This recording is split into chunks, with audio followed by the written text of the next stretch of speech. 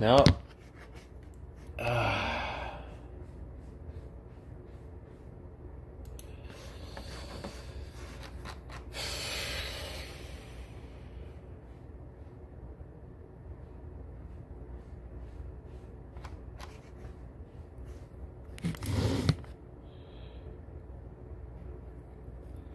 this is unusual. I've had a bunch of just few minute lives. Great. Great, great, great. Not at all what I desire.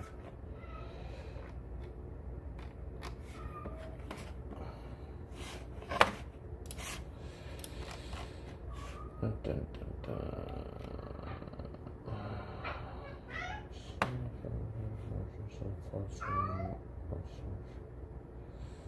Okay, so if I click on the screensaver mode now, does it work?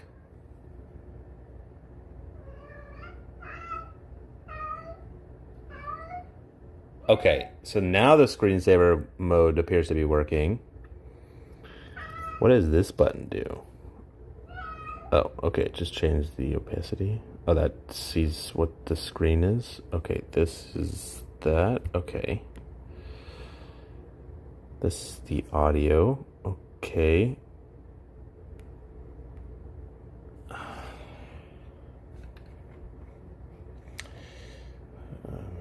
While live, tap, select pause stream. Yeah, I don't see the pause stream button.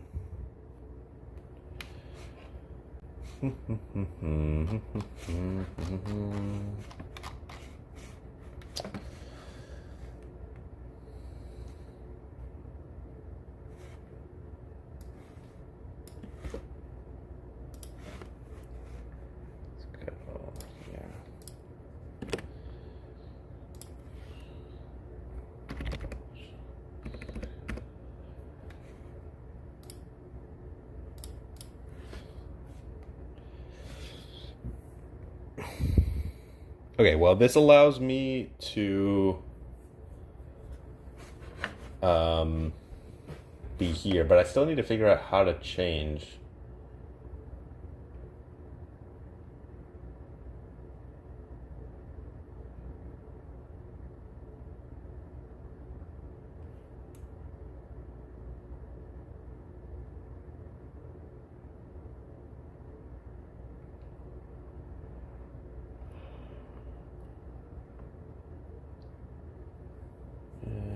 I should continue broadcasting.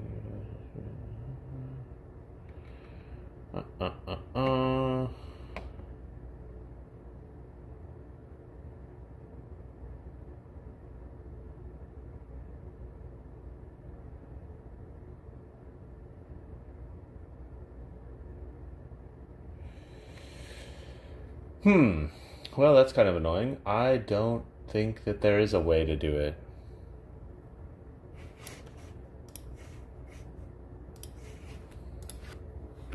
How to pause stream. Because I've done that before. I've paused the stream for like a good 30 seconds and then reopened it.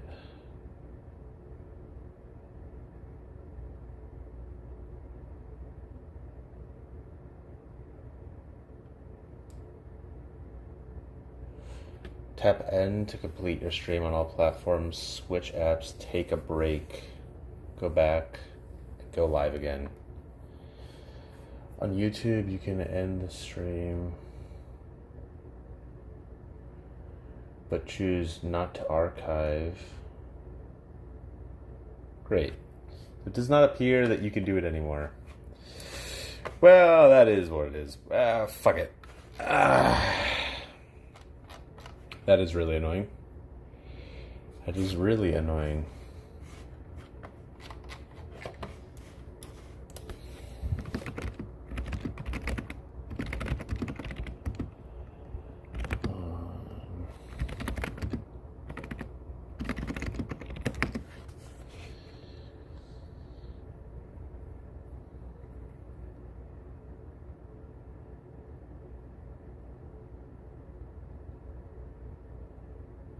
So it says I can go here, but I don't see a way to do that. Maybe it's here? Screen editing? Oh, okay. Well, that's not what I want to do. Screensaver editing. Okay, again, not what I want to do.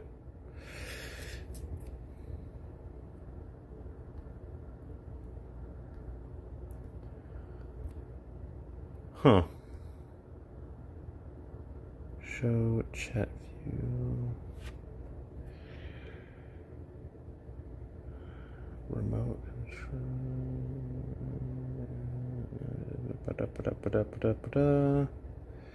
None of these are helpful. Not a single one.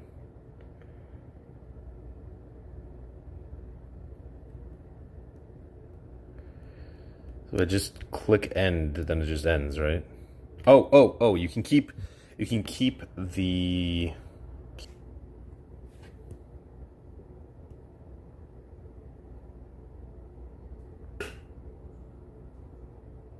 Hey, okay.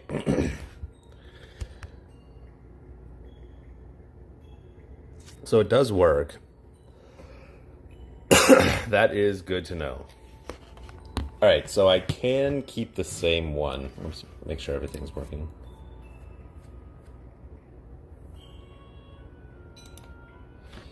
Yeah. My phone crashed because it's so... I'll put my phone face down. My phone crashed because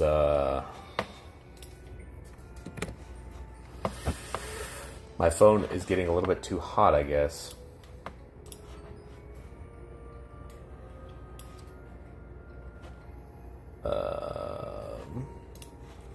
See here, edit this. Okay, and then I also need to go to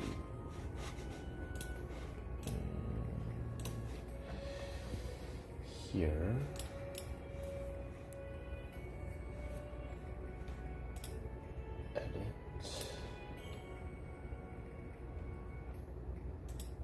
Okay, well, that's fine. It is what it is. So hopefully my phone will cool down, because that is essentially, that's essentially what happened, is my entire phone crashed because it got a little bit too hot. So that's good to know. I guess I can do that. I can change between them. And I believe Mobius is advantage wind. Yeah. Okay. So I get to play here. I'll save this set here.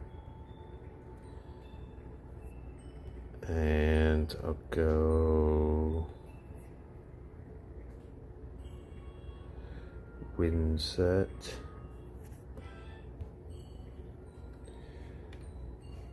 Hello, Hoochiezy. Welcome to the stream.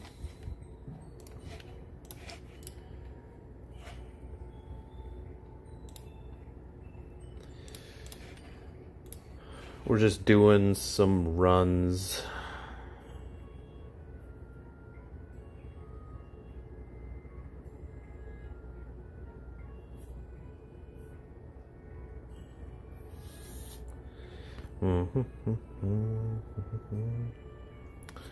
I like this guy. Here, we're gonna swap these two. I like...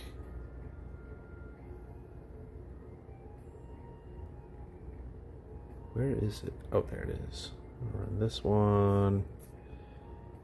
And...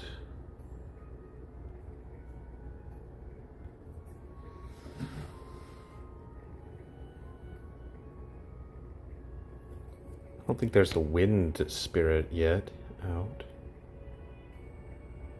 So I'll just run this one. and fire. 2 fire, 2 star, 1 wind. Seems a little bit heavy, but it's fine.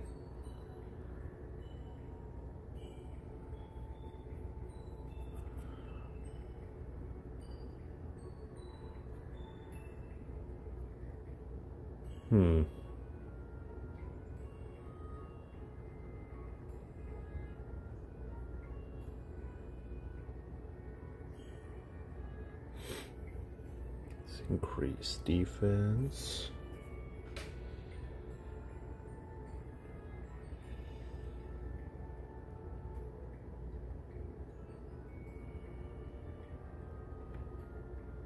Perfect. This is good enough to run some Mobius. Probably. I think it is. You still don't remember me? I asked you about Treasure Hunter. I remember you.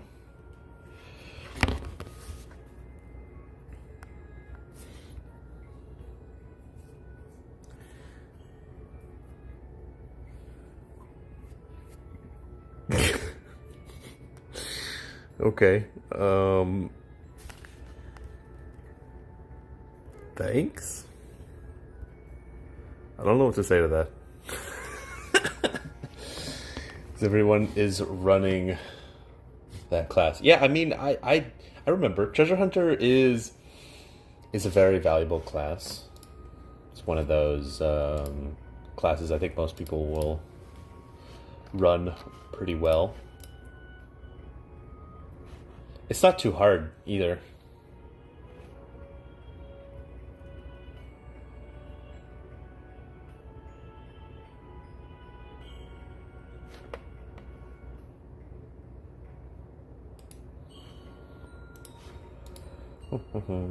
Join the winning side. Soldier supremacy. That's funny.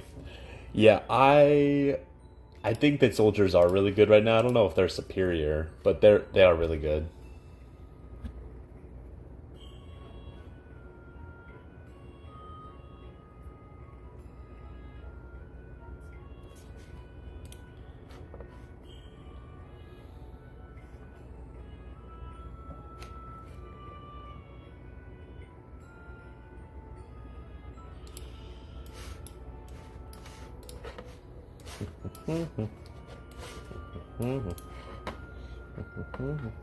I tried, but like that move that you get from Xeno, I don't have, so I feel stupid because I don't have the damage. I don't do damage. Ah, yeah. Yeah, the Xeno abilities are really powerful. It's one of those things that you just have to get used to.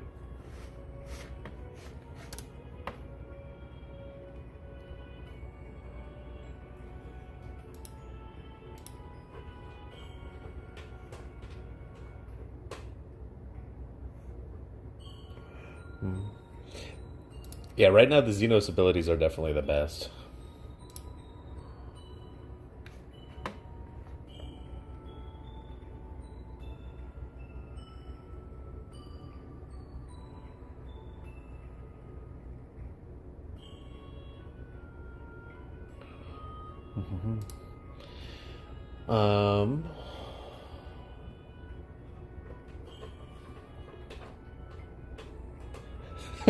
Wait, what? I've been putting... Wait, did it hide the message? It says it on the left, but it... Interesting. I've been putting belt to cheek in dual rooms with Soldier lately. It's in a great spot. Yeah. Yeah, the percent damage reduction is just so nasty. If you get some transcendent gear in there and then you throw in a bunch of percent moves, you basically become unkillable, which is insane to think about. Right now I'm running Pope just so I feel better supporting my team. Damn, bro. I would, if you're gonna run a support class, I would run either Treasure Hunter or Rook, to be honest. Like, Rook is so underrated with how much healing it can pump out. And it does way more damage than clerics ever do.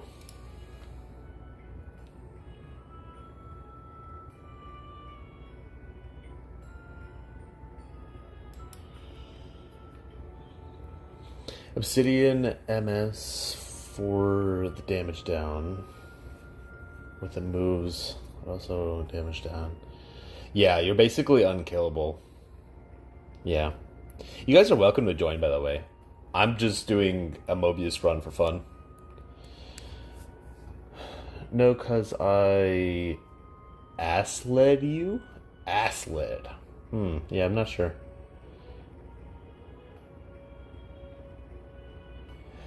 Okay. It's my opinion that you shouldn't invest in Rook. That doesn't mean that. Oh, you asked me. Yeah, so it's my opinion that you shouldn't invest in Rook. But if you're gonna just play anything, might as well just play something. Like, if you're gonna play a support role, the best support role is Rook, temporarily at least. Oh, I don't have DS. Well, shit. Somebody else is gonna. Somebody else is gonna have to get us there. I think Master got rice for you. Got it. I have faith in him. Yeah, no, like, I don't think that you should invest in Rook, but that doesn't mean that I don't think. I think Rook is good.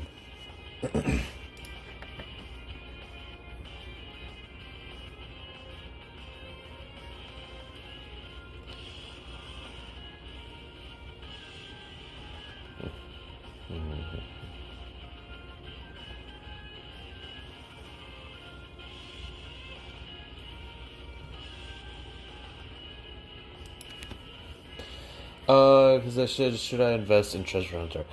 So, like, when you say invest in Treasure Hunter, I know that you mean like a racer Treasure Hunter. And right now, Treasure Hunter is in a really weird spot because you don't even need racer Treasure Hunters. In fact, it's not even worth running a racer Treasure Hunter.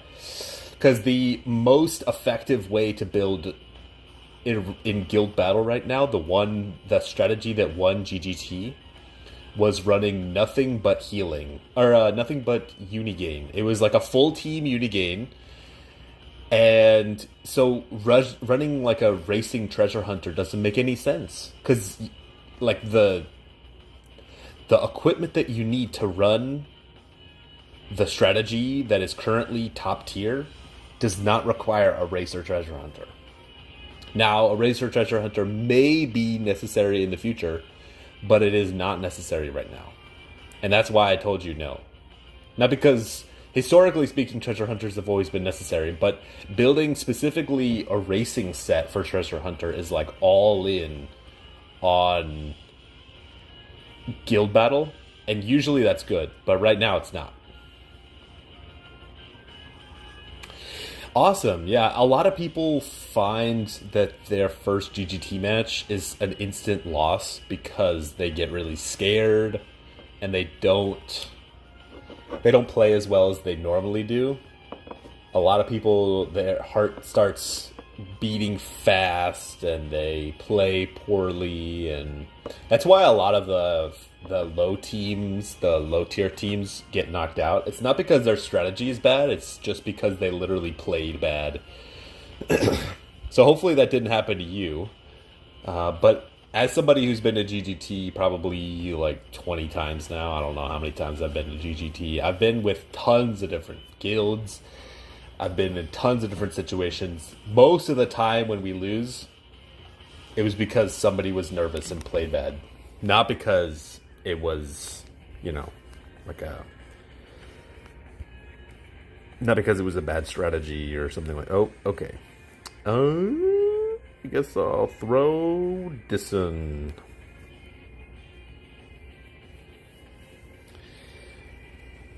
We just got outraced. Yeah. Yeah, if you get outraced, that's when like when things go according to plan, most teams can do well, but as soon as things start not going according to plan, that's when teams fall apart. And that's what distinguishes, honestly, that's what distinguishes great teams from just good teams.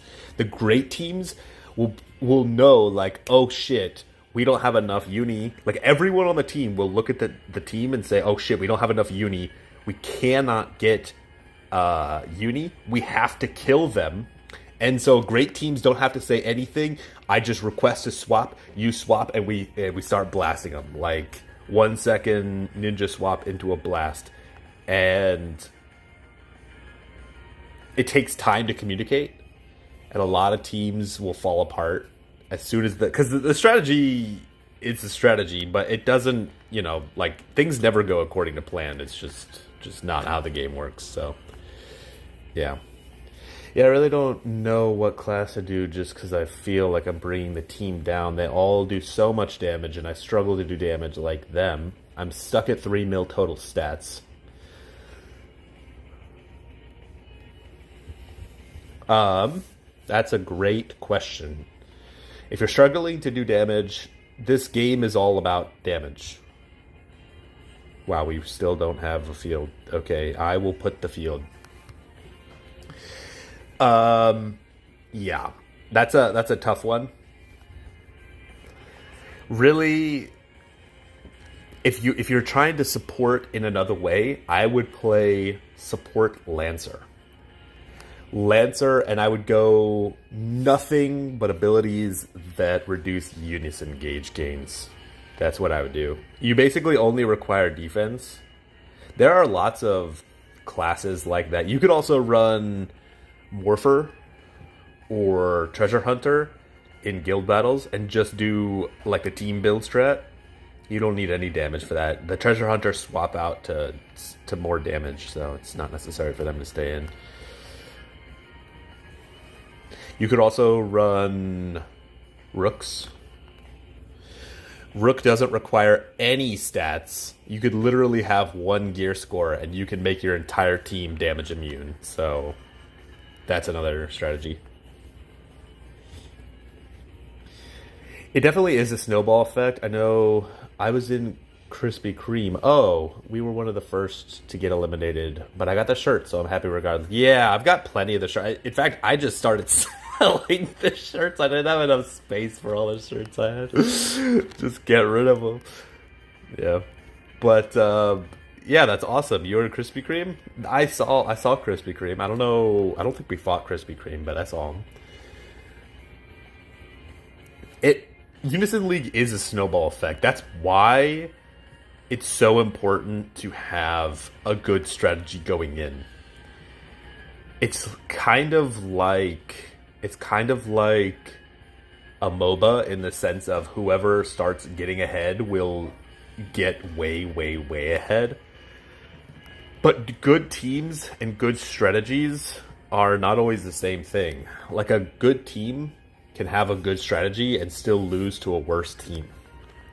It just depends. Okay, well, I guess I'm running Star. We're not communicating at all, and we have not matched. This is actually really impressive. I thought Morpher was bad in PvP. So Morpher is bad in PvP because PvP is like 1v1s, 2v2s in Coliseum. Morpher is bad in PvP because they do not bring a lot of piercing, and so it's hard to kill people. But they have gotten a bunch of abilities that are support abilities that increase unison gauge, and some abilities that increase unison gauge twice, which is really powerful. And so that is essentially what's happening is Morpher is not good in PvP, but it is very good in guild battle because it can allow your team, it can essentially enable your team to get full uni. Like everyone on the team gets 100% uni, and that's what you want.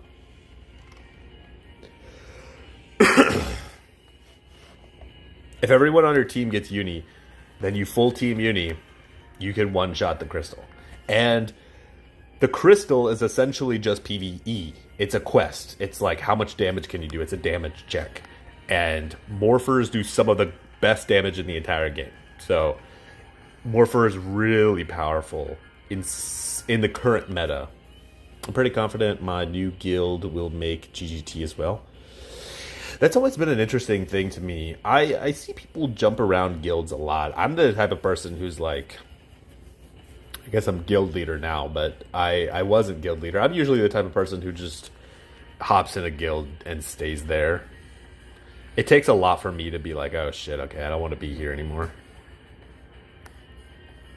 I felt bad for Redbeard, second GGT in a row. They took second place, but Dio used the start. Super nice. I don't feel bad for Redbeard Pirates. I don't really know anyone in Redbeard Pirates. I've done some quests with them before. I don't think that they're bad people. I just don't know them personally. But I mean, if you get to the finals twice and you get second place twice, you don't deserve I mean, you only deserve the king crown if you get first place. So they definitely they came into the tournament. In fact, before GGT and RGB, they were running the game-winning strategy. So from a perspective of like respect, I respect them, man. They had their finger on the dial for what the most valuable strategy was, well before anyone else. I didn't see anyone else running the strategy that they were running. So I have like mad respect for the fact that they had their finger just perfectly dialed in to what the strategy was. And that right there is the difference between, that alone is the difference between a good and a great team. Like a great team will already kind of understand what the meta is going into RGB. They're going to do a lot of practice runs in RGB. And then when it comes to time for GGT, they'll be ready.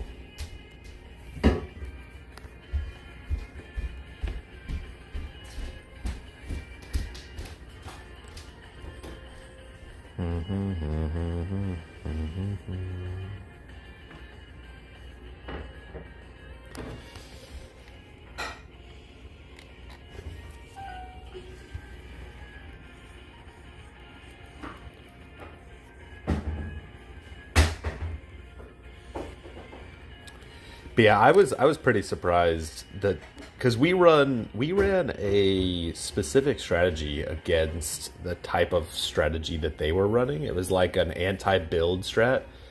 The problem is morphers have so many ways of removing unison gauge down.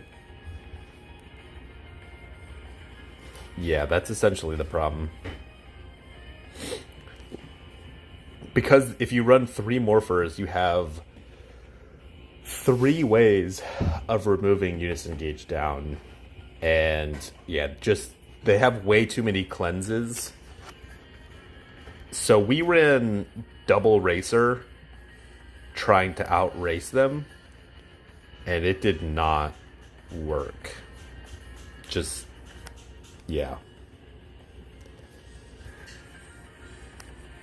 You have a friend that has 7 mil, almost 8 mil total stats. Dude, that's crazy.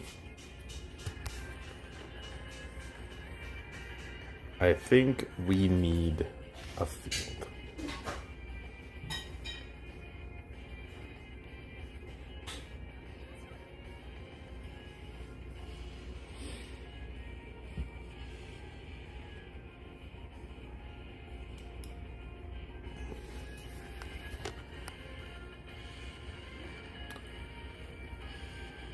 Unison hit the first 9 million player a couple days ago. I'm pretty sure. So I've been talking with some people from Japanese Unison League. I'm pretty sure some of the JPUL guys are way whalier than global, because I was talking with them and they were saying that they had 8 mil a while ago. This was like 4 or 5 months ago. They had 8 mil. So I wouldn't be surprised if they had over 10 mil now. I don't personally play Japanese Unison League, but if I did, yeah, that'd be crazy.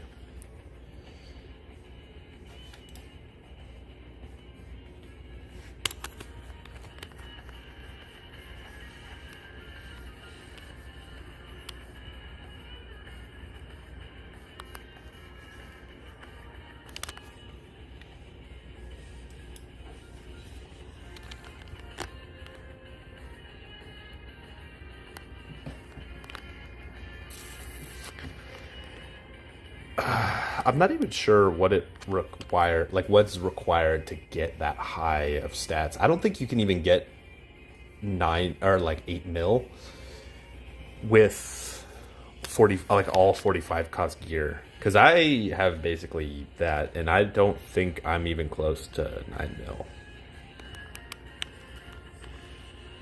as my highest stat. Like I do, yeah. The fall off of Mage needs to be studied. I mean, they did fall off, but they're kind of back. They're kind of back. I'm almost tempted to like move to Mage,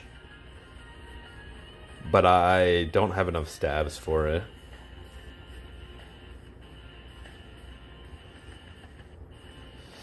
Yeah, the Love Live, I won't lie, the Love Live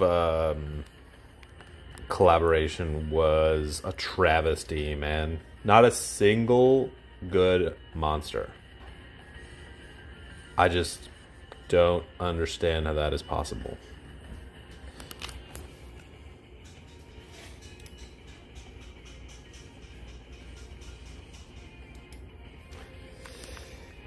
Is those trial dual blades maxed with a Xeno? Oh, the trial dual blades? Interesting.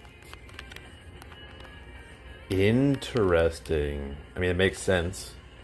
I wouldn't even consider the trial dual blades. And those live...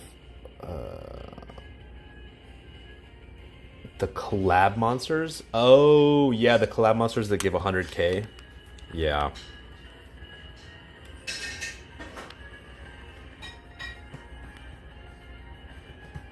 I'm happy I skipped. Dude, I'm amazed that I even got one of them. I basically never get free monsters. At least I feel that way. Like, collabs come and I have to use all my gems and stuff. But the Love Live stuff, I didn't spend anything and I got one of the monsters and that felt really good.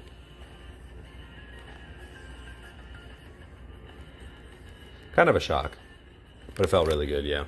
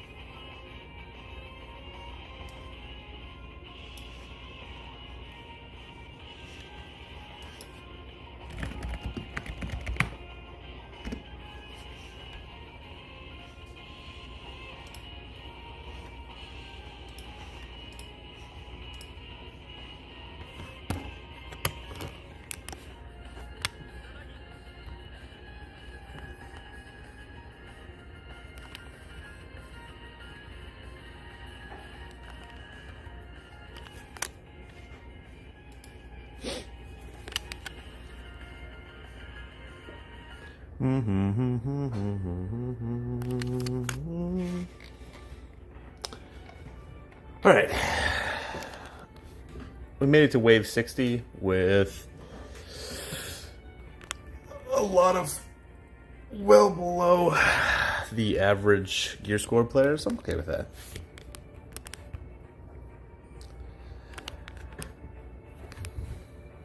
Mobius tickets, huh? Those are totally unnecessary.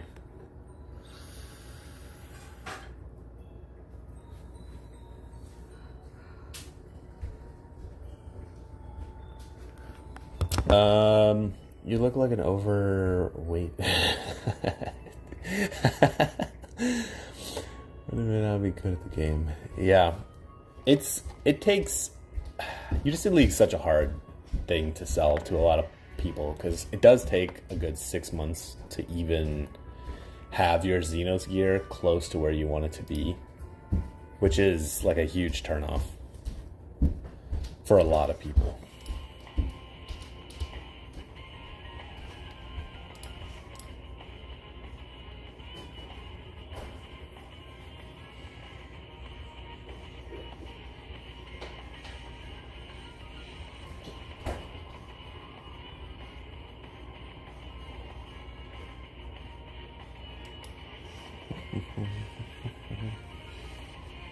Oh shit, I forgot to... Wait, what the fuck? Why are we running... Why are we running two CPUs? Alright, well, it is what it is. I forgot to change my abilities. Also, I don't have a monster out right now that is... Here, I'm gonna swap...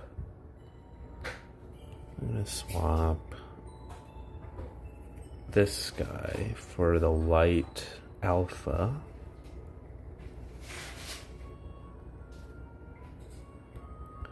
So that I can clear. And then I need devoted strike. Okay, that's better.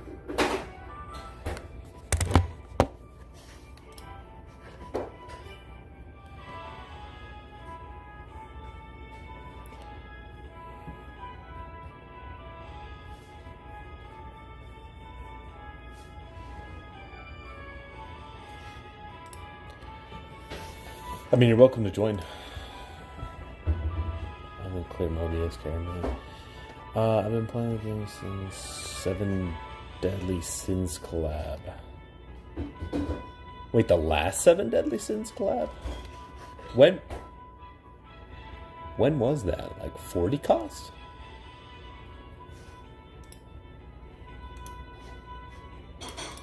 There's no way.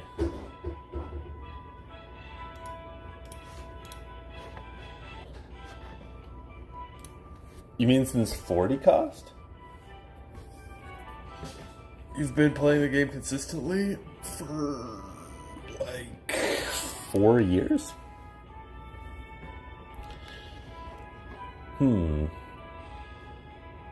Yeah, I don't know. I'd have to take a look at your gear.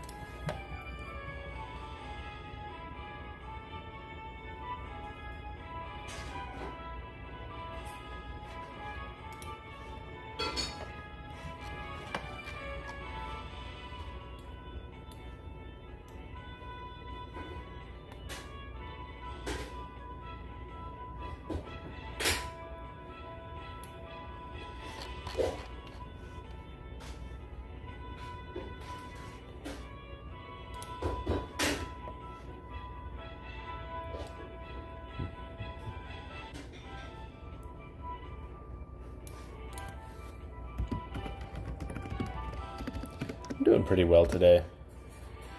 I woke up pretty recently.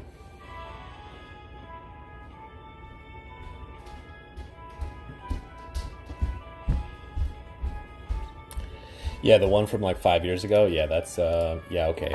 If you've been playing for 5 years and you're still struggling, yeah, that's fair.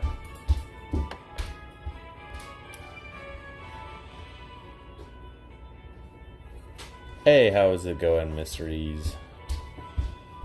You guys are welcome to join.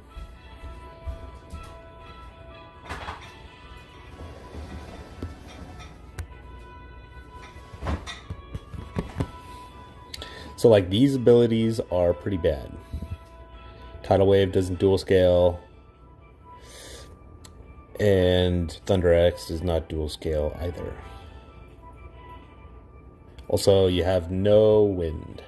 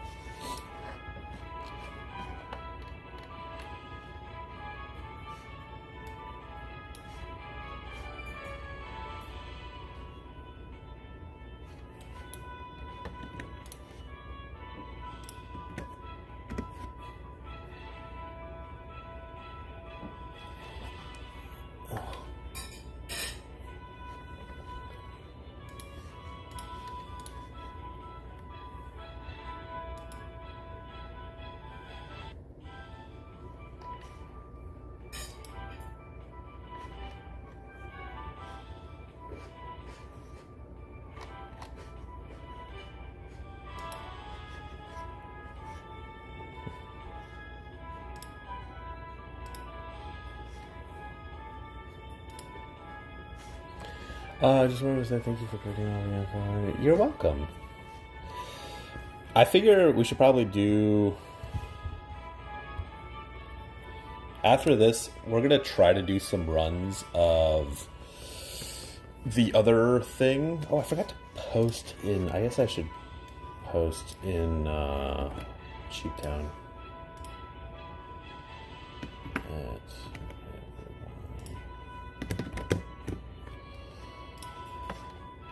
Just in case people want to join, they can.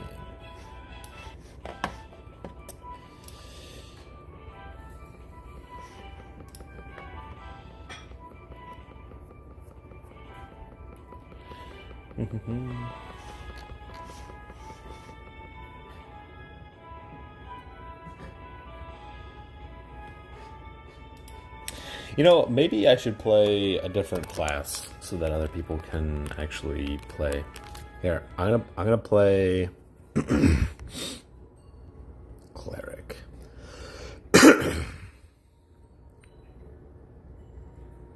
Do I need a scythe in the main? No, it's just a lance or scythe. Okay, that's good.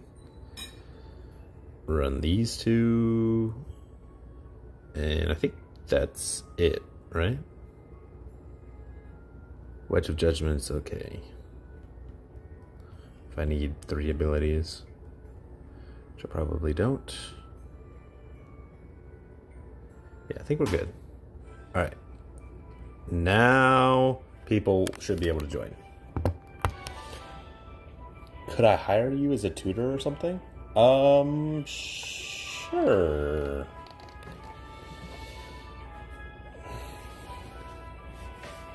Yeah, I was planning on doing the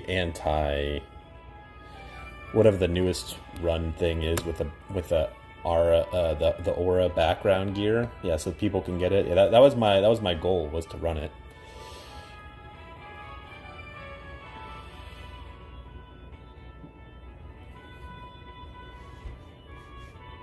Yeah, I mean, I guess you can hire me as a tutor.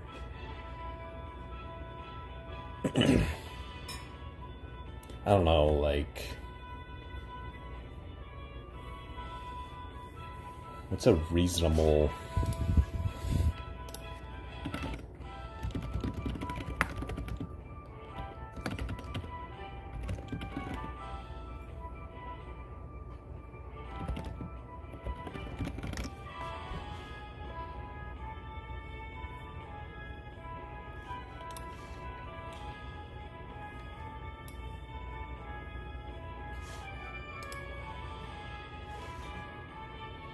Barely through Meal Gear score and still have no eye. Oh, elemental set, so I probably won't get it. Yeah, I guess it depends on how well we'll be able to carry. That's probably what'll end up happening.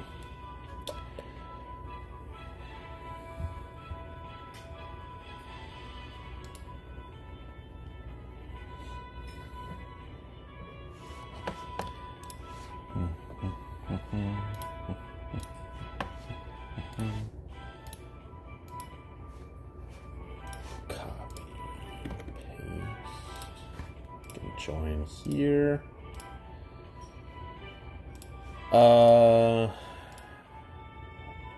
pin the message. How much do you have to pay? That's a good question. I have no idea. What do you think? What do you think is fair? Wouldn't mind a morpher in this lobby. Yeah, for real. A morpher, honestly, any morpher with Shining Aura would be really good. I'm on a Final Awakening for my bow to just need to help with the ordeal quests that are really annoying to do. Oh, yeah, ordeal quests can be kind of annoying. Most of the time I just auto ordeal quests, to be honest, but I guess I do have really powerful friends. So if you didn't have a really cracked lineup like I do, probably... Ah, no! It literally expired when we had a full group. I wasn't paying attention. It's my bad.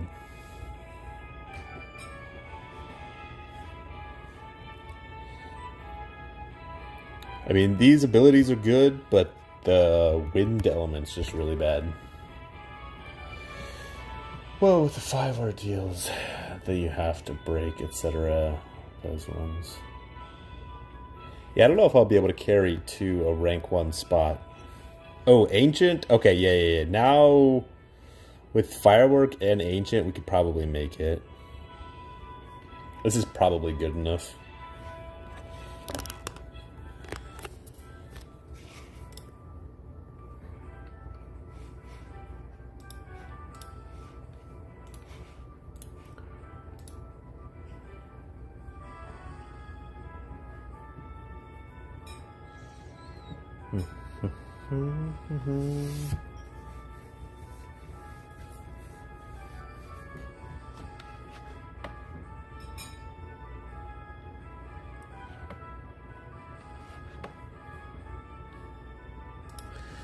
I'm not asking you to tell, just telling you I'm playing for around 2 months. Yeah, it does suck. I need to run the daily quests. I don't run them, though, to be honest. I don't run them, and it's bad that I don't run them because I don't have the newest weapon abilities. It is what it is.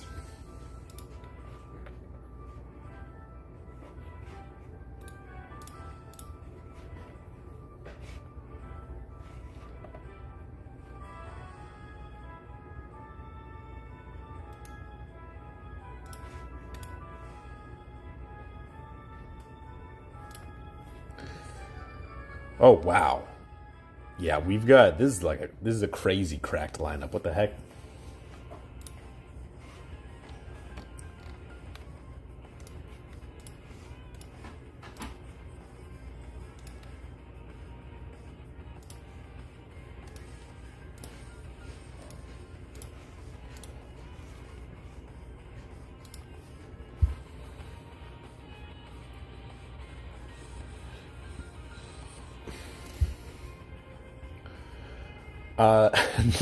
No payout, brother out.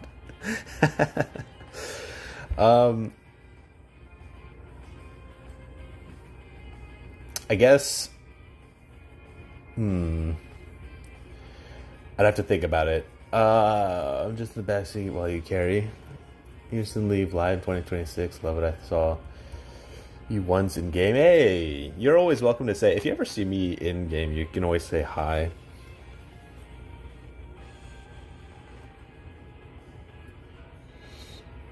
Hopefully, Riaza is not on auto.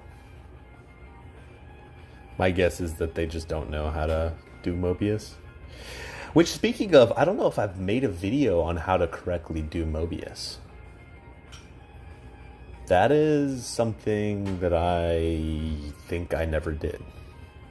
I'm excited to finally get into hard PvE, though, eventually. Yeah, I think hard PvE is a good place for a lot of people to start. With just a single element. And once you have a single element, then you can kind of build out from there. But it does kind of depend.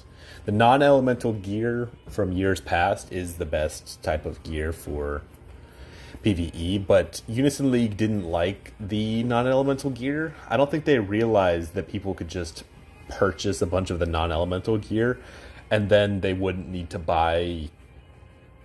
spend gems on, what is it, like 7 different sets. They could just use the same weapons over and over and over again. Yeah, I don't think Unison League was a big fan of that, or A-Team, but the last collab was funny. How so? Question, not the best in the Unison League. Even if play the game for a while, is it worth to be pay to win, like buy gems and free to play? Is it worth it?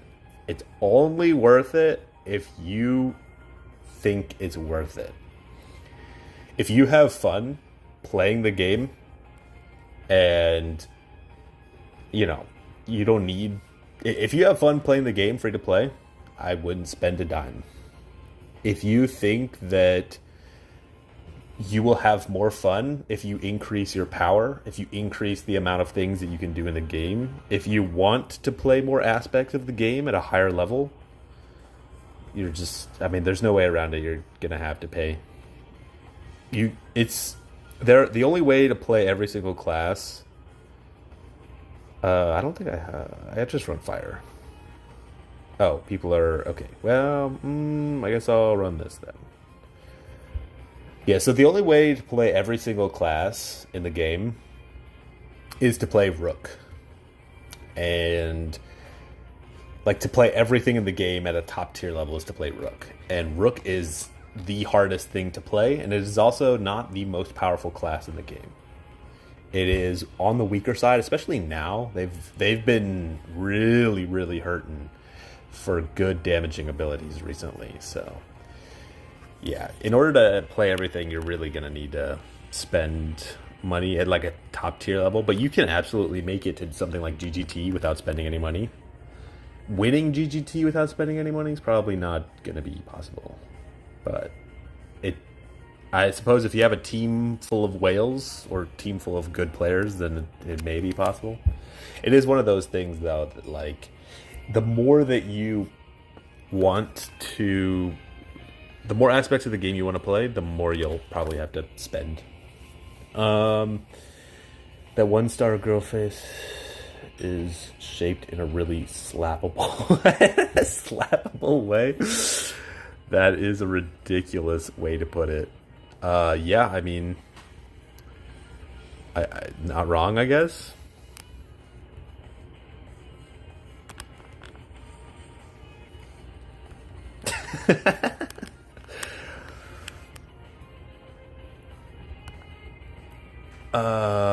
Well, I want to beat Dio Guild, so I may, not gonna lie. Okay, well, if you want to beat a specific guild, essentially what you're gonna need to do is find a guild that is strong enough to beat them, or build a guild that is strong enough to beat them, and you could still be free to play. You can play one aspect of the game free to play at a top tier level. If you want to play backline DPS, you can play backline DPS at a top tier level. If you want to play Racer at a top tier level, you can play that at a top tier level. You can play any single aspect, but you can't play everything. If you want to play PvE and PvP free to play, you're not going to be top tier in either of them. It's just, you just don't have enough resources. It's just not possible.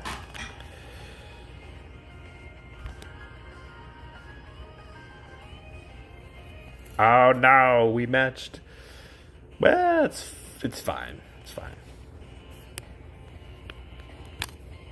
Yeah, so that's my 2 cents on it. I would say if you enjoy games free to play, don't spend a dime on them. I play RuneScape. I've played RuneScape, MapleStory, Apex, CS:GO. Well, kind of CS:GO.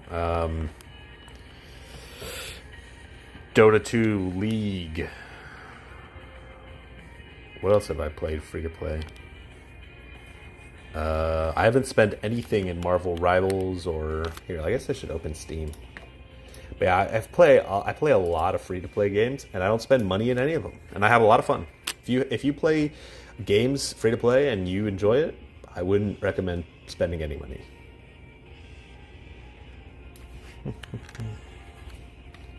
Man, people are just... I don't even need to move. Oh, I played PlanetSide 2. That one was free. That one was a lot of fun. Rocket League I played for free.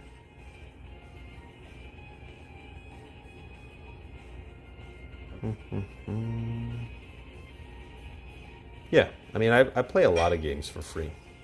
Unison League is one of the few games that I used to spend money in. I haven't spent money in it in a while, but I spent money in Unison League because I wanted to get... most of the time it's for collab monsters. I like collabs. I fall into that trap, not gonna lie. My only problem is knowing what class to invest in. I love the glass cannon archetype. If you love the glass cannon archetype, you should probably play Zerker. That's what I would play. Like PvE and PvP, but not great in PvP right now. Yeah, I think PvP definitely takes a little bit more because there are so many elements. PvE is going to be quite difficult for a lot of people, but only in the gem side, not in the building stages. PvP is really hard in the building stages. It's really hard to know what to build, when to build, what openers you need, what defense gears you need, how to build your monsters, your backline 5 monsters, what moves to use, what classes to play. There's a lot more in PvP that people don't realize, and it takes, in order to build a good PvP set, it probably takes a good 6 to 12 months. And it's not because it's hard to build a PvP set. It's that the part of the game that's really hard is managing the coming and going of spawns. Like, there hasn't been a transcendent spawn in a while. And if you want to be a top tier PvPer, you need transcendent gear right now. And that's it. So it's a waiting game. It's waiting for, you need a good 700 to 1600 gems in order to get lots of defense gear, and then you need to wait, and you need to wait, and you don't know when the transcendent gear will come back. Could be a week from now, it could be 6 months from now, it could never come back. That's part of the problem. Plus the opening gear, there's a lot of opening gear you need. There's a lot of constants you need. It just takes time. That's what's difficult with PvP, is that it's all... Unison League is kind of built on FOMO, and specifically PvP is really FOMO intensive. Thoughts on the $40 ticket for the 45 cost Monster Plus gear ticket? I am always of the opinion that if you are spending money, you should know what you're getting, and you should be okay to lose. I would take a look at some of those 45 cost monsters, and I guarantee some of them are hot garbage. And I would say, is it worth spending $40 to get garbage? If the answer is yes, and you're willing to roll those dice, then I'd spend. Most of the time, though, I find that spending money directly on gems, if you are going to spend, is the best use of money. It's the safest thing to do, is to just spend money on... I haven't looked at it. I mean, the answer isn't no, it's just I haven't looked at it. I could take a look at it after this, but my thought process is probably going to be just straight up no. I usually don't spend money on those. When I do spend money, I prefer to just spend money on gems. I never bought something in a game, but not gonna lie, Unison League may be the first, just because I really like the game and I want to be better and have different goals in the game. Yeah, so like Unison League is the first game that I spent a good amount of money in as well. I would be careful spending money in any gacha game because it is a gacha game. I mean, the whole purpose is it's basically gambling. Just be aware of that. But there are ways of gambling that you can like win, I guess. I don't know how to like. There are smart spawns to spend your gems on, and there are really bad spawns to spend your gems on, and that's why I make my videos. Most of my videos are just to help people, like especially new players, with spawns, because it's really hard to know which spawn is good and which spawn is bad. And Unison League is a really strange game in the sense of a lot of games, for example, like Summoner's War, you can get every single character in the entire game right off the bat. You can spawn every single character, every single gear, everything is always spawnable in most games. Unison League is not this type of game. Unison League is a constant rotation of mid and bad spawns, and occasionally there's a good spawn. And that's what I try to tell you guys. It's like, this is worth spawning. This is not worth spawning. I've been told most Unison League spawns is a waiting game. Yeah, that is true. Anybody can play Zerker? Yeah, I don't know about that. I think Zerker is a really hard class to play, but it is the most glass cannon-y. Is Zerker good in PvE now? It's okay. I think that it's definitely playable. Good is a stretch. Playable is where I'd put it. Oops. Probably should have held on. Or used a field.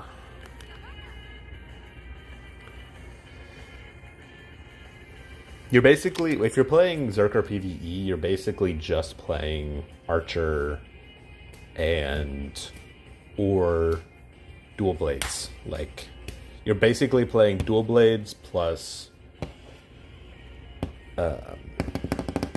bows and guns. It sucks. I did buy the medals a while back that let you pick a select star monster and got Minerva. Yeah, exactly. I mean, like, that one's... If you can pick a top-tier monster like Minerva... Minerva's still good. I would still suggest getting Minerva. Should I just do Lancer for a glass cannon?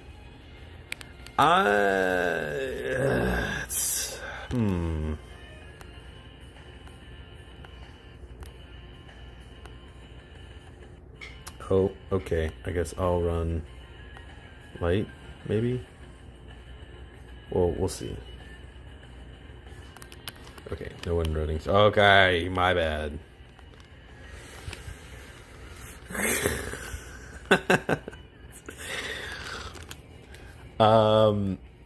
I mean, you can play at all the classes are kind of glass cannon-y, but the one that's the squishiest is Ninja and Zerker. So if you want the squishiest classes, that's what I would play. Honestly, I think Mage is a pretty good option too. It really just depends what you want to run. If you're gonna run something, I would recommend running either physical, magical, or physical and magical. So what I mean by that is run lances, scythes, axes, and swords, and have all of your monsters be attack and defense, because then you can switch between soldier and lancer depending on the color that you have. And then for mages, for magical damage, all of your monsters would be magic attack, magic defense. You would run relics, staves, and books. Those are the three. And you'd basically play whatever classes. So either Morpher or probably Mage. Kind of depends. And then for attack and magic attack, all of your monsters would be attack and magic attack. You would run dual blades. You'd run bows and guns. And that would essentially be... And then the classes that you would run ninjas, you could run Zerkers, you could run archers, you could run morphers. So there's a lot of flexibility, but that's what I would recommend. I'm an archer, and I've been enjoying it, though my defenses are lacking. Yeah, I mean, that's like the definition of Zerker, or when you're playing archer, because you're not running any defenses. You don't scale off of any defenses. Also, running attack and magic attack is really hard because defenses are really easy to stack, and they also contribute more than attack and magic attack. So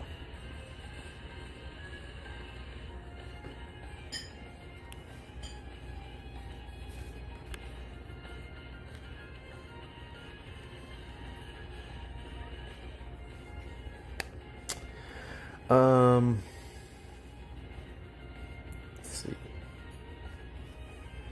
Oh, I did get her fully potted and working on Judica now. Yeah, Judica's pretty good. Because I want to be good. I want to be all around good at PvP and PvE. Yeah, if you want to be all around good at PvP and PvE, you're going to have to spend money. And I would recommend spending money on gems, because you're going to need gems. A lot of gems. They just keep buffing the physical classes. Just do those. Yeah, I recommend, when most people start playing the game, I recommend most people play lances, scythes, swords, and axes, because you can basically play every aspect of the game with those weapons. Like every top tier class you can play. So that's what I recommend. I'm an archer and I've been enjoying it, though my defense. But if I was rich, I'd spawn nonstop. If I was rich, I'd spawn nonstop. This is a really interesting conundrum. A lot of rich people don't have a lot of time. If you were rich, you probably wouldn't even have the time to play Unison League. But I understand the ideal concept if you had unlimited money. It's an interesting question, though. If you had unlimited money, would you even enjoy playing a game like Unison League? Because there are better games to play if you have infinite money. I'm glad you thought that was funny, at least. Yeah, like for example, Summoner's War. There are special monsters, the light dark monsters, and it's really hard to get light dark scrolls. And in order to get a 5-cost light dark monster, you need these light dark scrolls, and the only way to get them is to basically buy them. And it takes like 250 to 300 of these scrolls to get a single light dark monster, and some of the best monsters in the entire game are the light dark ones. And like, you could absolutely flex on somebody way like this. I feel like if you had infinite money, Unison League's not the game to flex on somebody with. I mean, I guess you could. There is somebody, I think Sacred Flame. There is somebody who plays Unison League who spends like $10,000 a month, and he can flex into every single class at a top tier level. I think that is pretty cool, especially for PvE, because he can basically do it all. So in that aspect, it is kind of cool. But this game is not a solo game, and I feel like if you were gonna flex on somebody, the best way to flex is to be a solo, like to have a solo game. As an old Summoner's War player, it's true. Yeah, dude. I remember the first time that I got my first Light Dark Nat 5. I'd been playing Summoner's War, for probably 7 years at that point, and I had never gotten, not once, a light dark Nat 5. And it was my goal to get a light dark Nat 5. So I was like, okay, how am I going to do this? The easiest way that I could think of was to just create new accounts until I got a light dark Nat 5. Which, if you don't know, if you haven't played Summoner's War, you get like one light dark scroll. I guess you probably get a total of 3 per month, and it takes like 300 to get a light dark Nat 5. But when you start the game, after playing the game for like 5 hours, you get a light dark scroll. So theoretically, if you just keep resetting infinitely, you will eventually get a light dark Nat 5. I reset, and it was probably only like reset number 8 to 20. I mean, I had not reset a whole lot of times. It was like day, because I had started late in the day, the first day, and it was like early in day 2, I got a light dark Nat 5, and it was Lima, the Oracle, the Light Oracle. She is dude, she's a fucking support monster. She's one of the best support monsters in the entire game, but she's a fucking support monster in this game. And in order to build up into late game, you need damage dealers. You need top tier damage dealers, and like I would say probably 95% of the light dark monsters are incredible damage dealers. Like almost all of them are ungodly powerful in man, I just cannot throw anything in like the PV, like the questing. But she is like she's not good at questing at all. She's like a super late game PvP support monster who is like, so she was basically, even though I got her and I was so excited to have her, she was so fucking useless. Because she doesn't do any damage. She basically makes your team immune to damage for like 1 turn. And she gives you guys like a little bit of healing, and she gives immunity and cleanses. She's not meant for late game. Like, she doesn't help you do any damage. She does no damage. So I basically had to look up guides for like 4 months on how to get free-to-play friendly monsters for all of these, like, so I could actually start clearing some fucking quests, because she was so useless. I tried using her, dude, like a 2-star. Some of the 2-star monsters were better than her in most of the quests, because like it's just so fucking bad. Yeah, it is what it is, though. You know, whatever.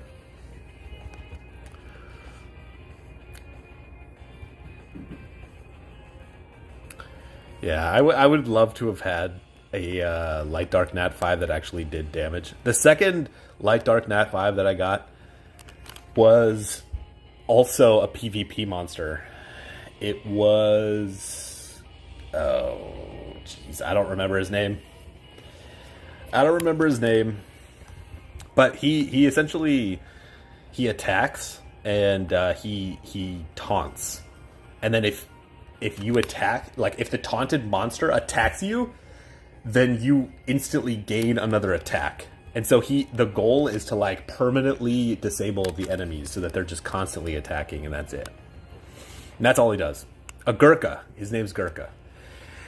And then the third Light Dark Nat 5 that I got was the Dark Archangel, which, if you don't know, the Light Archangel Artamiel is one of the most overpowered. He's like the face of Summoner's War, and he's so fucking powerful. I got the Dark one. The Dark one sucks dick. One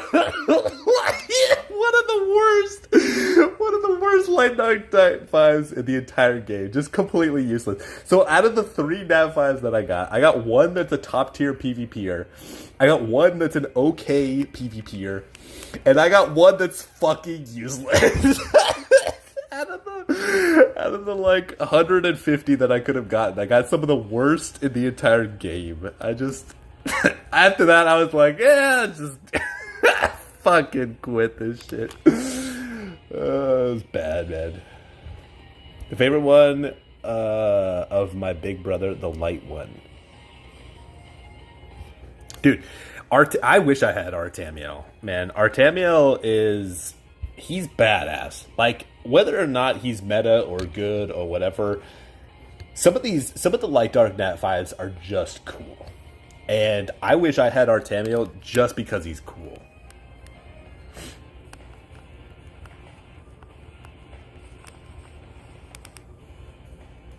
I don't think Artamiel is good, but like when you compare Artamiel to his brother, the dark one, the dark one sucks ass, man. Let's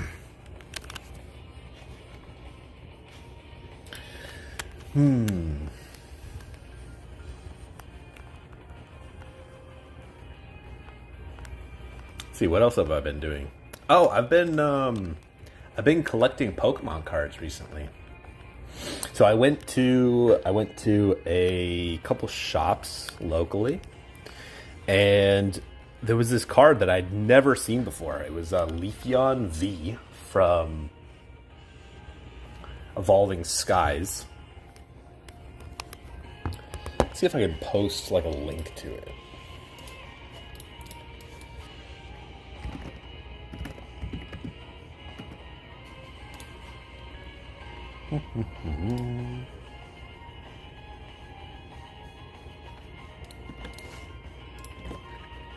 Are you a millennial? That's a great question. What age is millennial? I don't think I am.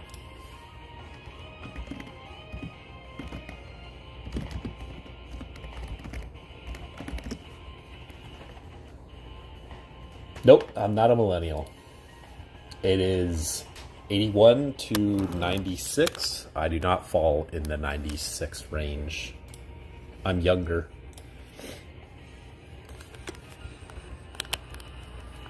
I am Gen Z.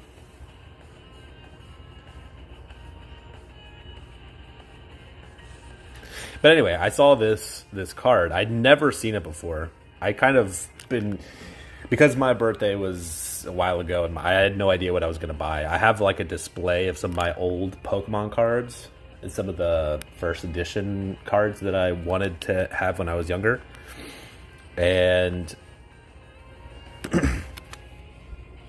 so I figured there's a lot of gaps in my display case, which is right above my computer. So I can always, it's like art to me. I enjoy Pokemon mainly for the nostalgia, but also for the artwork. I think some of the art's really nice. So I was just going around to some of the local card shops and stuff, and I found this Leafeon V, and I'd never seen this art before. I'd also never played with Leafeon in the game. My favorite was always Espeon, and then Vaporeon, and like Flareon. So like those were my top picks. I had played with Glaceon before. Glaceon sucked ass. I mean, I love ice, but if I'm gonna play ice, I'm gonna play something else. Yeah, I felt like Glaceon was just so bad. But I'd never played with Leafeon, and I saw this art, and I was like, "Damn, that's beautiful art." And it was a PSA 10, so it was a little bit on the pricier side, but I was like, "Sure, I'll buy it." And I was looking at some of the other Evolving Skies, and I was like, dude, some of these other Evolving Skies are really, really nice. And so, yeah, that's been like some of what I've been doing. Also, I picked up, I really don't like this Pokemon, but I got Crown Zenith from the Zoroark V. Oh, it's the V Star. This artwork is just beautiful, man. Like, Sinanahara is crazy. I have 2 of his pieces of artwork. I have the Ninetales as well.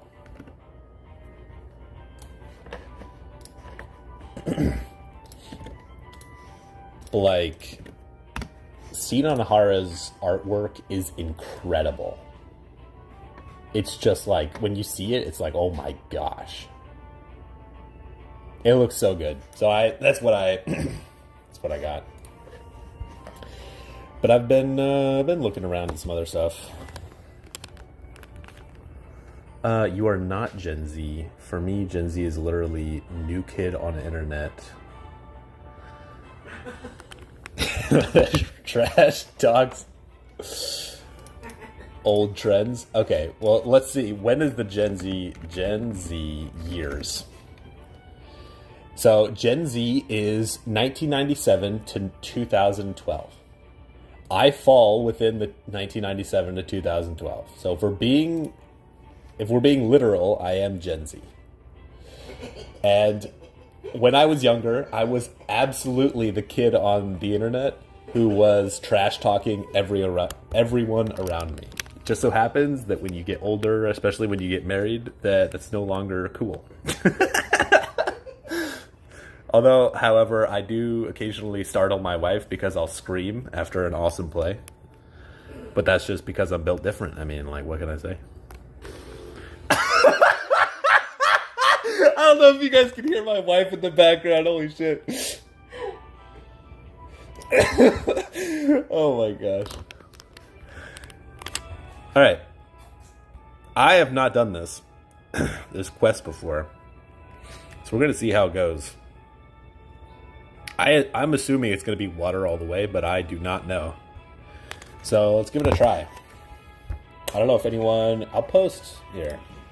If anyone...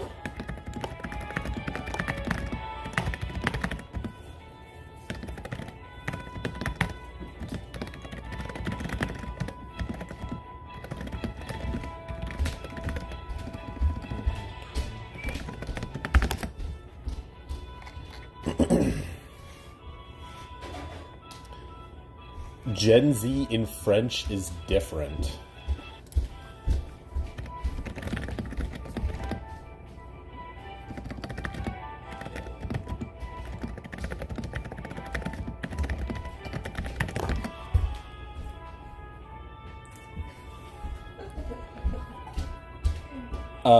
French usually cites around 2000.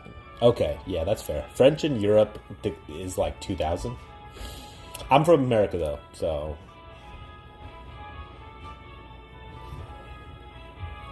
if you couldn't tell by my accent, I am from America.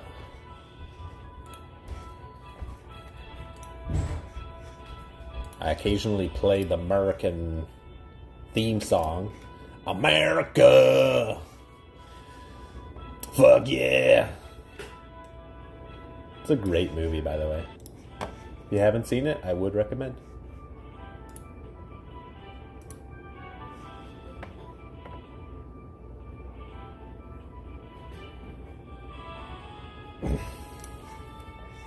Am German, but I speak French and English too. Man, I wish I was talented. I can only speak one language, like classic American, right? I can only speak English proficiently. Well, that's debatable, actually. Sometimes I have, like, everyone gets brain farts. But yeah, that's the only one that I can run, or that I can speak. Wow, run! Holy fuck! English is the only language that I can speak really well. I studied French and Spanish in middle school and high school. Can't speak anything now that I'm an adult. So that's great. Oh, shit, this is not fire. Okay, well, this is interesting.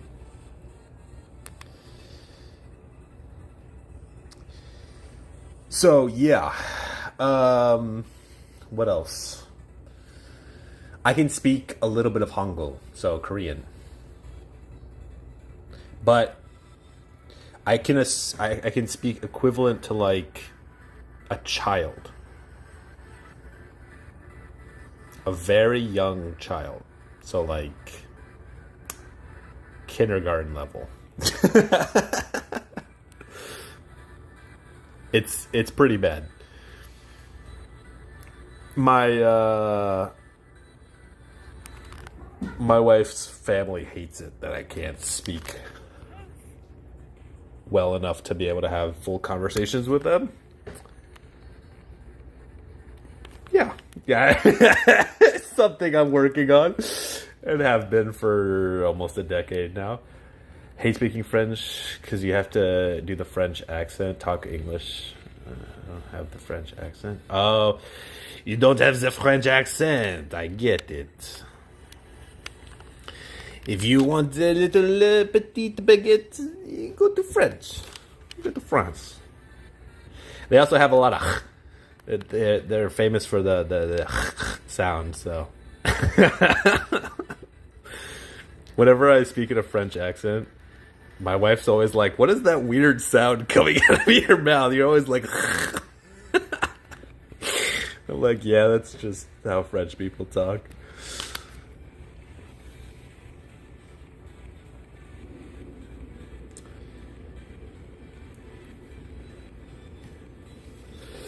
I wish I was multilingual, though.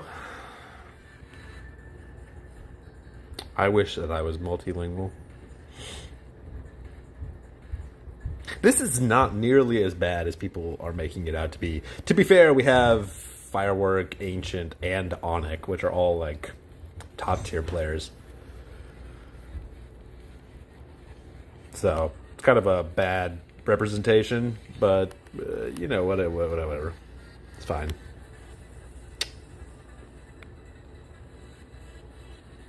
Easy. All right. Does anyone, if you want a clear, go ahead and say something in the chat and we'll get you in here.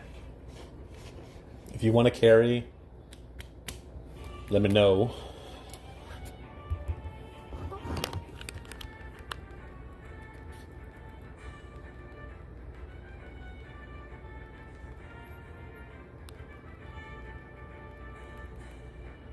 If not, then I'll probably end up calling the stream pretty soon.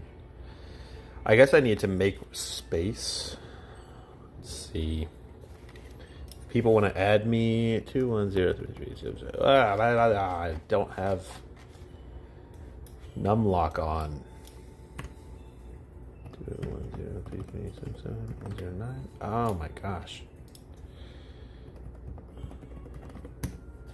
If you want to add me as a friend, I should make space, shouldn't I? Okay, I have space, but I don't have space here. Okay.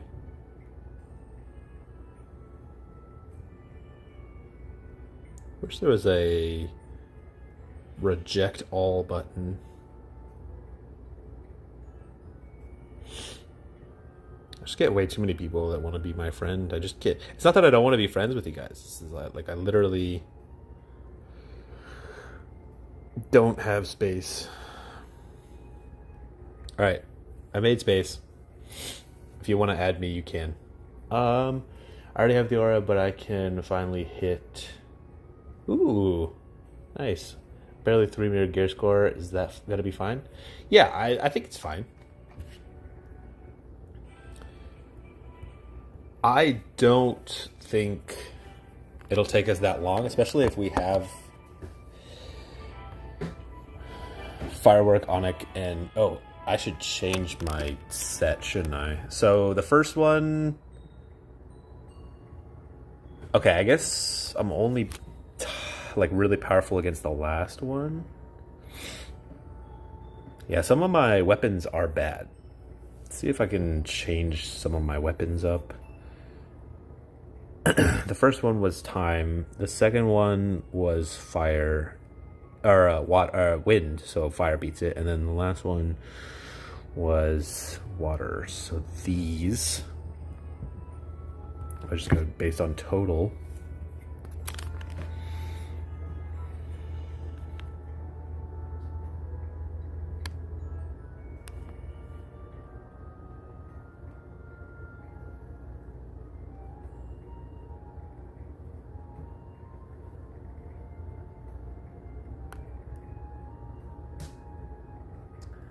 feel like this is not a great... I mean, obliteration is okay. Probably cut this one out too. Go with this.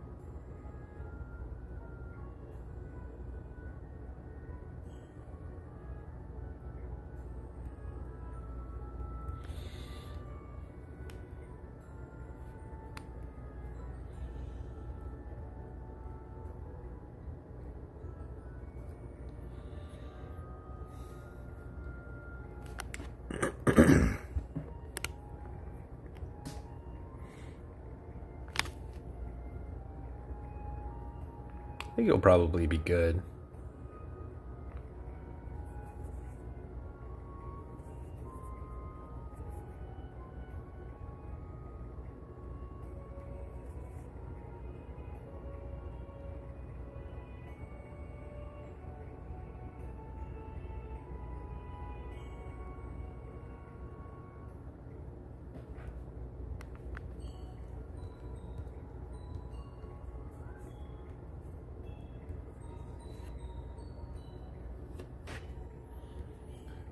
To add this one, fire as well.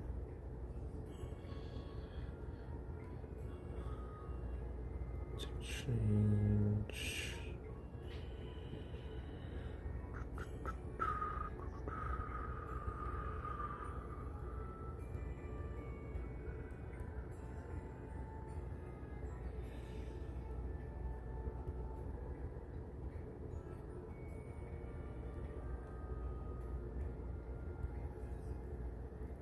There we go. All right, let's run it back. Oh, hang on. Let me check my pets. Yeah, I need to swap these guys out. Okay, so either these. Oh, okay, I guess I'll just run a bunch of these then. A bunch of the,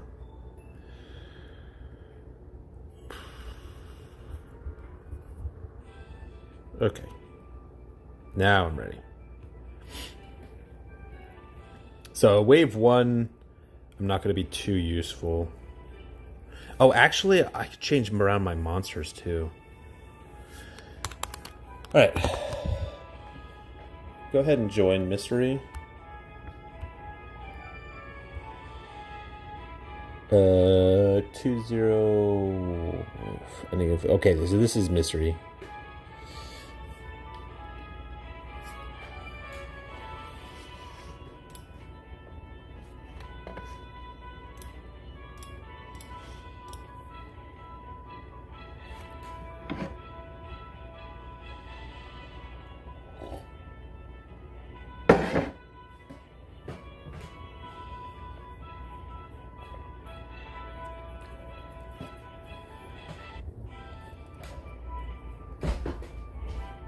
Hang on. I'm getting chips.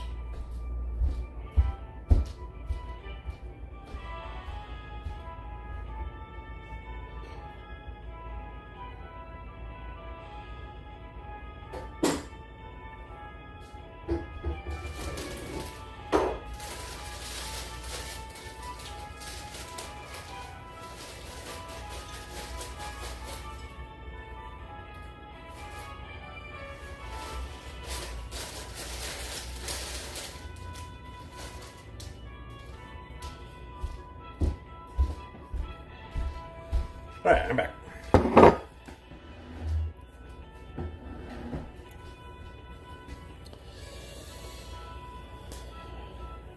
Ooh, nice. 500th guild battle win.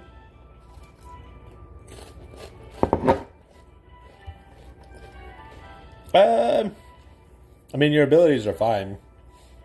If you wanted to be tankier, you could run some cleric abilities. There are some cleric abilities that, like protection, that boost your defenses. So you take less damage from PvE.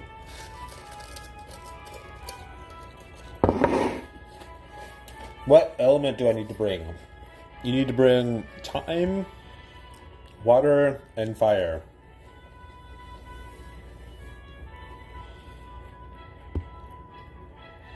Or you can just bring one of them. Onyx, for example, is fucking disgusting. It is bringing all three at 30. Brother, that's excessive. Ancient seems more reasonable. Yeah. Zoe's just here for fun. Here. Let me paint around some of my monsters real fast. This one's good. This one's not good. I bet I can... Ooh, actually... +3, that's probably good. +2, it's okay. I bet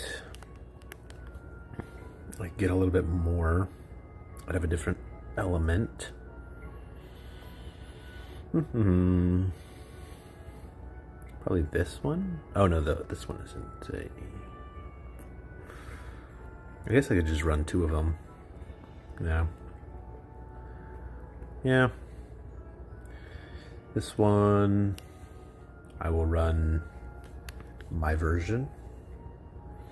I think this is a good monster. This one's a good monster as well. I can probably swap this one out for this. And this one out for not high total, high cost. Just in case we need it. I don't think we do need it, but just in case we do, I have all of them too. All right.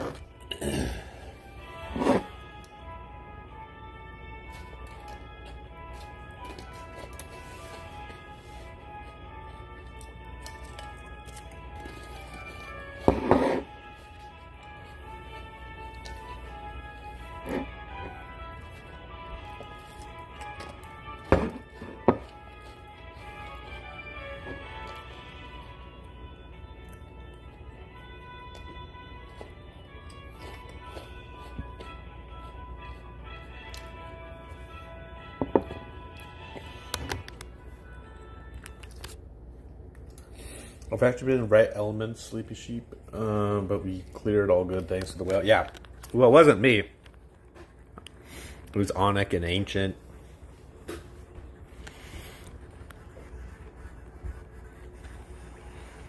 Onyx has always been like a fucking crazy mega whale.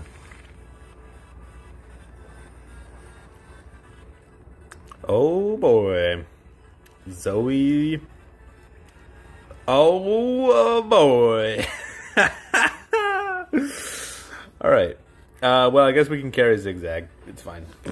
So, Mystery, you're gonna need to equip protection. I would suggest equipping protection and playing soldier. Play soldier, equip protection from the cleric class, and play soldier, and then spam % damage down abilities. That's what I would do.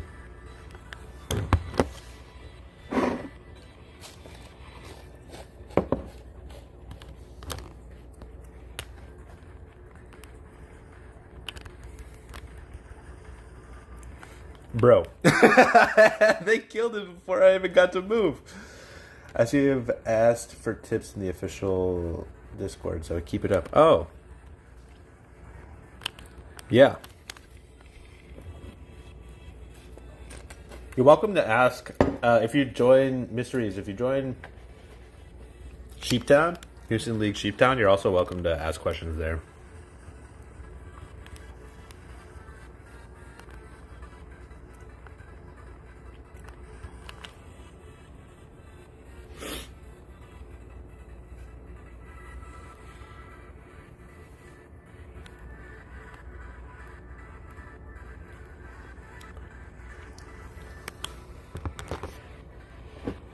Why do you ignore my comments on your videos? Because you say the same thing every week.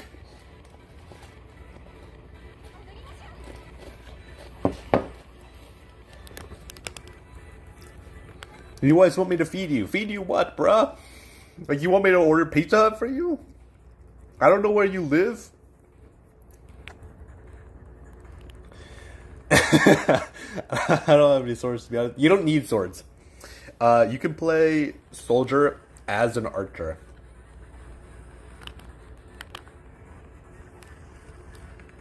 If you don't know, archer gains bonuses from... Or soldier gains bonuses from archer stuff. So like the guns and bows. So you can play as a soldier.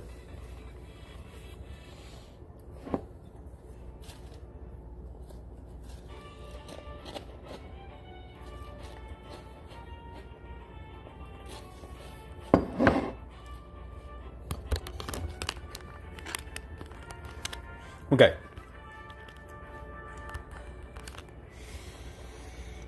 So I'm going to call it after we finish carrying mysteries, because it seems like nobody else is interested. Oh, okay. So the abilities that you're going to run.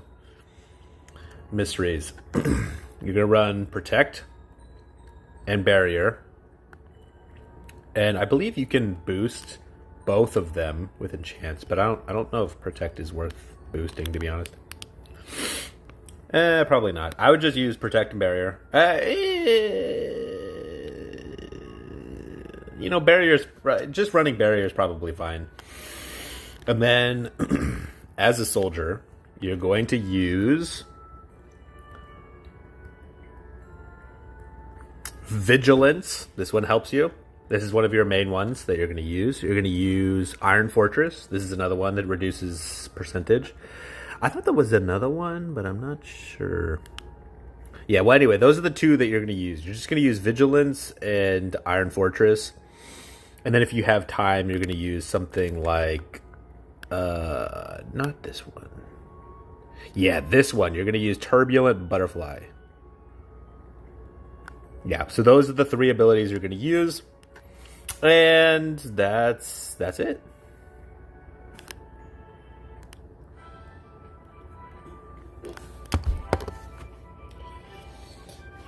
Also, I was Zigzag GG's. Oh, yeah, of course. Of course.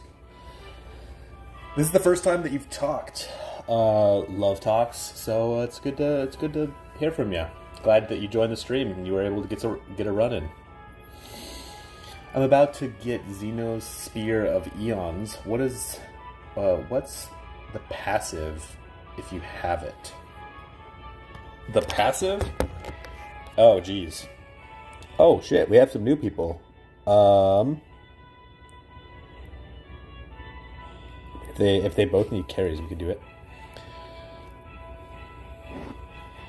What's the passive? The passive, I believe, is increased ability power? I don't know.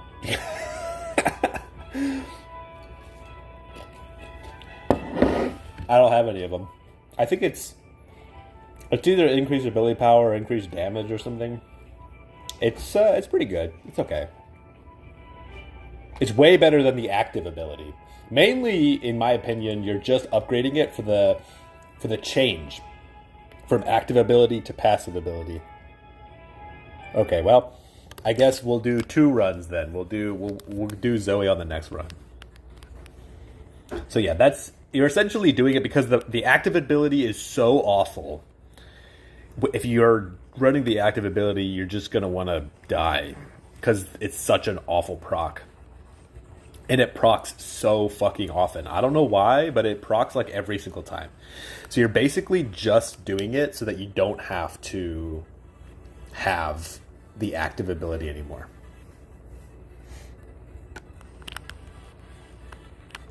The passive increases ability power by L. Yeah, that's exactly it. That's exactly it. But it's only for the class. So, for example, if I'm playing Morpher, I don't get any bonuses. So, but if I'm using the Lance and I have the Lance ability, then I gain a special bonus for Lances. for Lancer specifically. So it's not a universal buff. It's only for that specific class, which is kind of sad, but it's, something you have to deal with, I guess.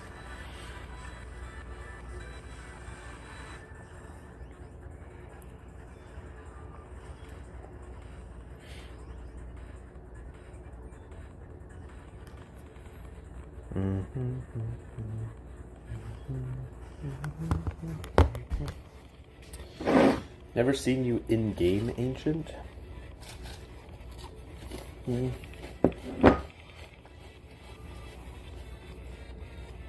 Yeah, they did remove the active ability from it, so it shouldn't actively proc anymore.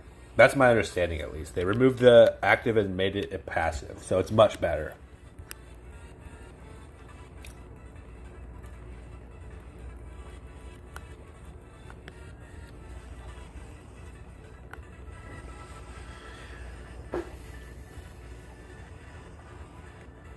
Nice. That was clean. That was clean. Very fast, very clean.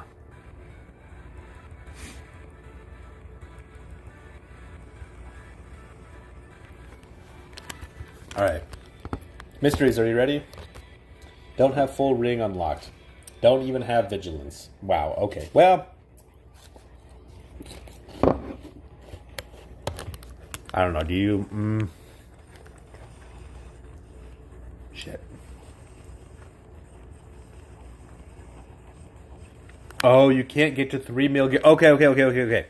Here's what we're gonna do. Just play what you can, and I will swap my abilities so that I can boost you. Okay? I will spend my time or my abilities to protect you. Does that sound good? So just play whatever class you want to play. I got you. We'll do a full carry.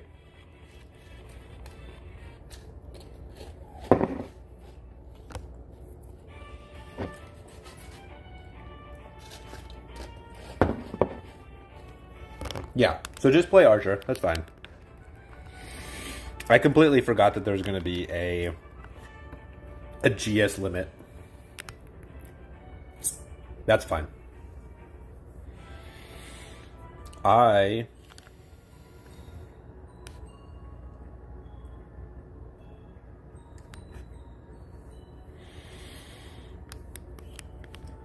going to run Protect, Knight's Devotion. I'm going to run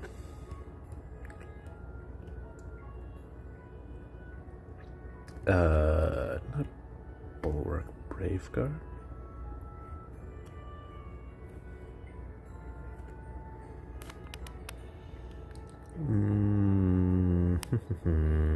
Not these.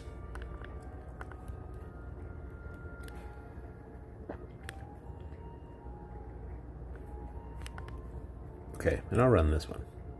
Okay, this should be enough to save you.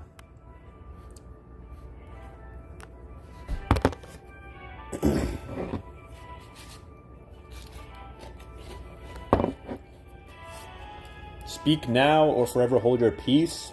If you want a run, type it in chat now so that we can get you here. If not, I'm going to call it after this run.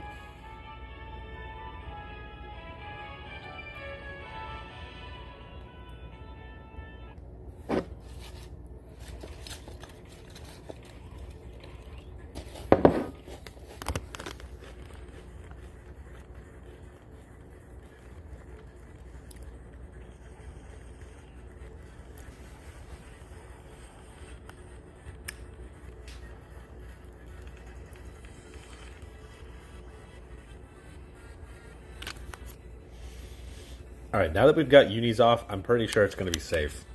Should be a safe run now.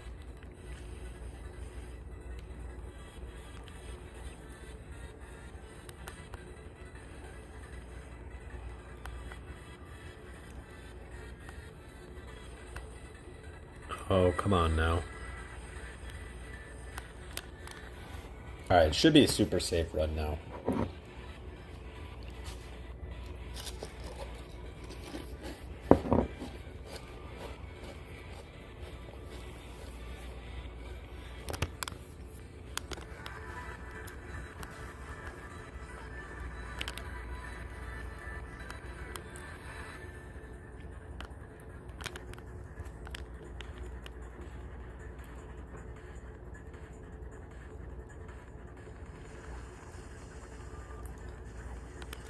Woo! Look at that damage.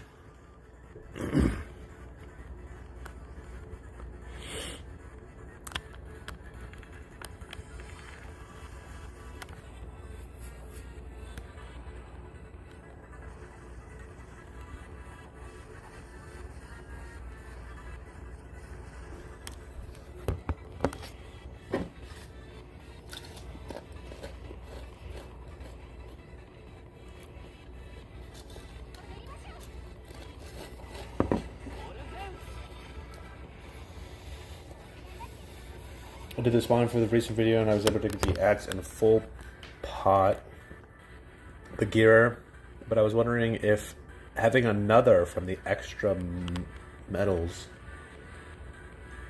I have would be okay. Are you talking about running 2 axes, or are you talking about the defense gear, running 2 of the defense gears?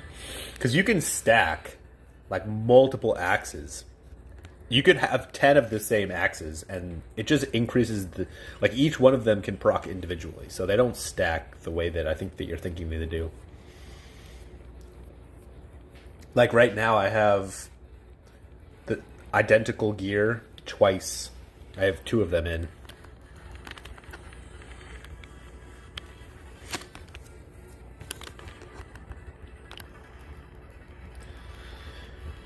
Archer is an anomaly for me. Interesting.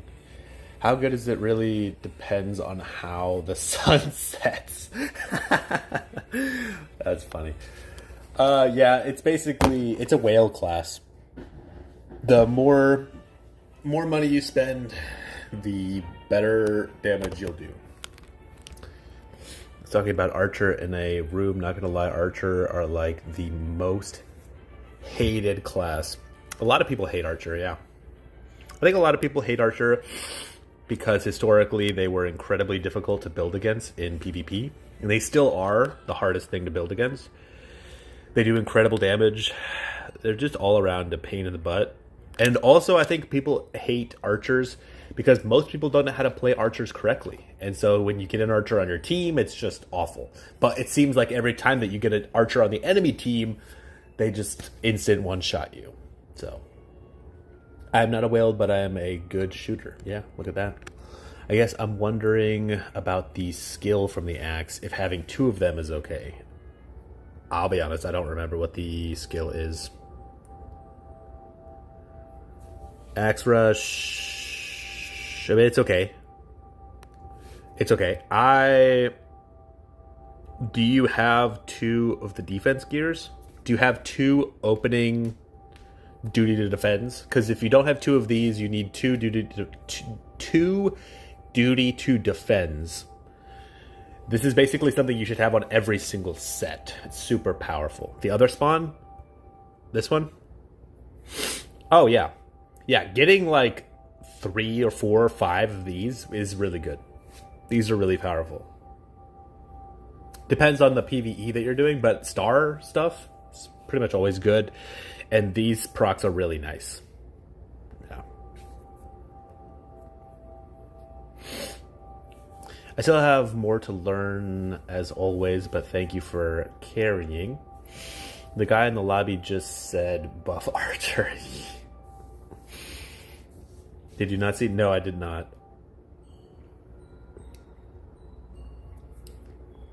Thank you again. Yes, thank you all for showing up.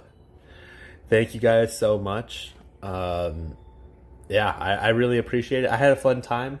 Hopefully you guys had a fun time too. Let's see if I can find a good... The one that I usually use is... Damn, bro, there are way too many of these. This one. This is one that I usually use.